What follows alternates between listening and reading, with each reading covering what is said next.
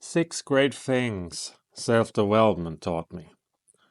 Self-development has always inspired me, and over the years I bought and read dozens of self-development books. Here are some of the things I've learned. Chapter 1. Know what kind of competition you are in. In life there are two games, the ones that are finite and the ones that are infinite. They both require two different strategies. Sports are often finite games. They can be graded and points can be scored. And after a certain point, an agreed upon time elapses and one of the team wins. Life, on the other hand, is an infinite game.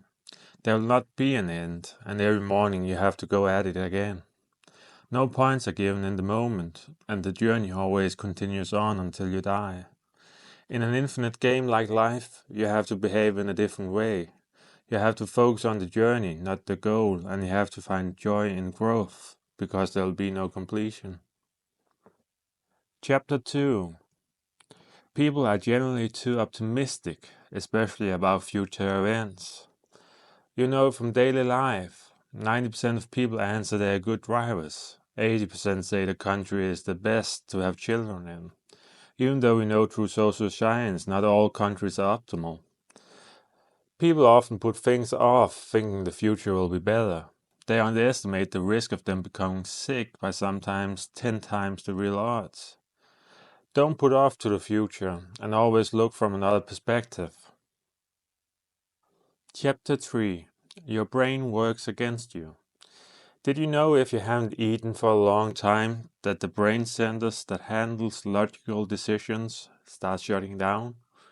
Our brain is constructed by combining many primitive parts together. Our rational brain is the new creation to that brain. We often think it is logical, but it derives a lot of meaning from comparison. For example, if I give you a high number in a sales situation, the cheaper number I mention after will seem even cheaper. If I show you a dark color against a white wall, it will seem even darker. Your brain is full of these illusions. Chapter 4. Work hard on your personality. It can't be replaced. Jobs can often be replaced, but people can't. If you learn something no one else knows, or if you make yourself into a brand, no one can replace you, because no one can do the same things or exactly like you. It will also force you to greater creativity, because it is you on the line.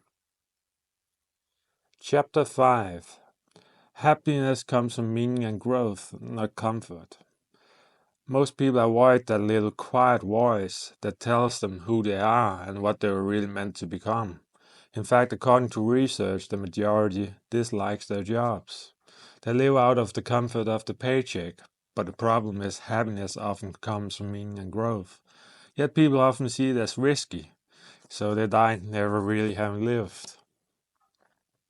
Chapter 6. Look for inequality in opportunities and how you use your time.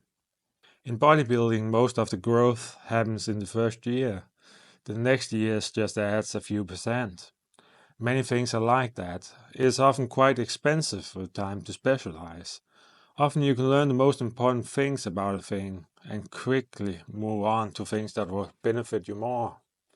You can then combine all these new topics in ways you haven't thought of before, and over time they will compound to new understandings and new breakthroughs. Now I have a question for you. What self-help books have taught you the most? And what ideas did you like most from them? Comment below and give me your answer. And as always, take care out there.